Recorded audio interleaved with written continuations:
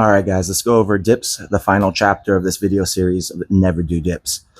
It started, again, quick recap of someone commenting in one of my videos saying never do dips. It's not worth the injury. So I tried to help this person and others to get your dips more savage. So the first video was just about protraction of the scaps. Your scaps is your shoulder blade, bone, and then you have the muscles around it. So I was like, protraction seems to help a lot with my shoulders, and I see a lot of the best street lifters and even Olympic gymnasts working their protraction a lot when they go into their techniques or they go into their moves. And what that allows is more movement instead of just being locked with less movement. So, and I was saying, this is not for 100% of the people. Not everyone has the same body, but this definitely helped me, and it seems to help a lot of my friends that I show this to. So first video was about protraction, which again is your scaps pushing down with the lats, just going down into them.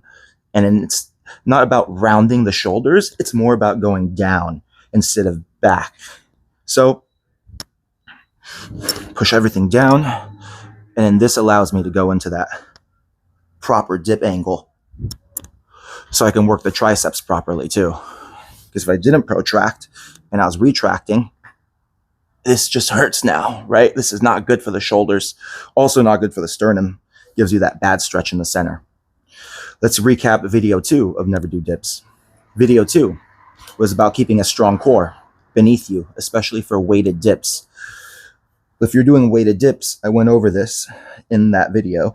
You don't want your core behind you with that weight swinging around, because now you're losing control. And if that weight is heavy, you're losing lots of power, and then you're getting out of place as you're going in for that dip. So what you want to do is have that strong core beneath you, and then you can keep that weight controlled as you go for your dips.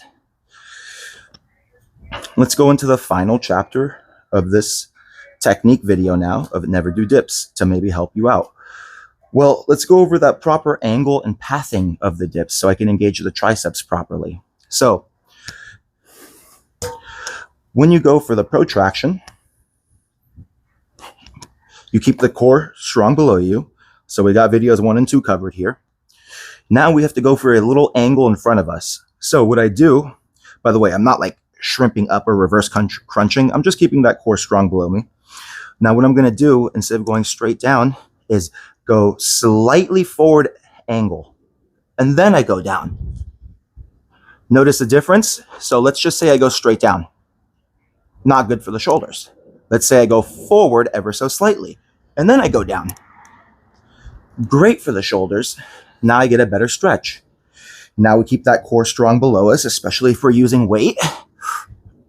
And then fire up. And that would be your perfect dip. And again, hopefully you can see that angle when I go for it. Again, I'll try to show it one more time here. It's just literally just from here. I'm just a little bit forward now. I'm basically going down to kiss this bar here. That's the angle I found. So I go down to hit it with my forehead or kiss it.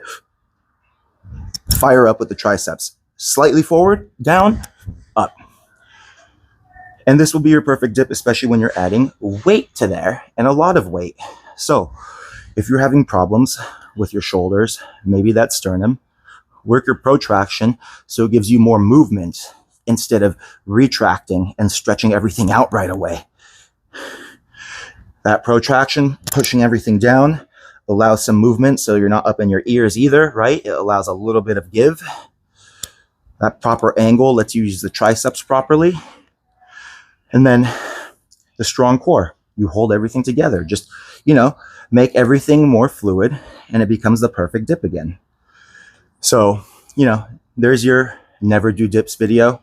I love dips. It's not clickbait. This is someone who is commenting that dips are like horrible and you should never do them. And funny enough, this dude commented on the second video talking shit when I was like, dude, I try to make this to help you. And he's like, dips are horrible. I do hundreds of push-ups a day. And I was like, all right, bro, just brag about being weak. And he's like, I know so much. I was like, sure, you know way more than the best street lifters and the best Olympic gymnasts in the world. And that caused him to delete all his comments because he probably felt stupid.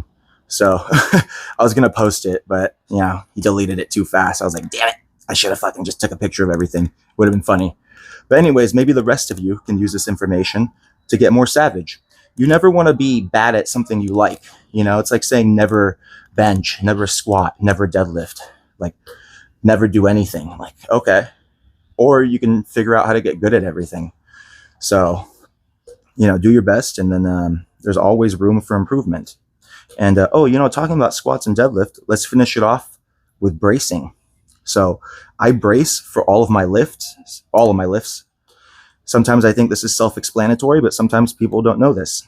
Bracing is like you're getting punched in the stomach. You want to stay strong. If you're getting punched, that's a proper brace. I'm not breathing in a bunch and filling everything up, filling it up here. That's not good either.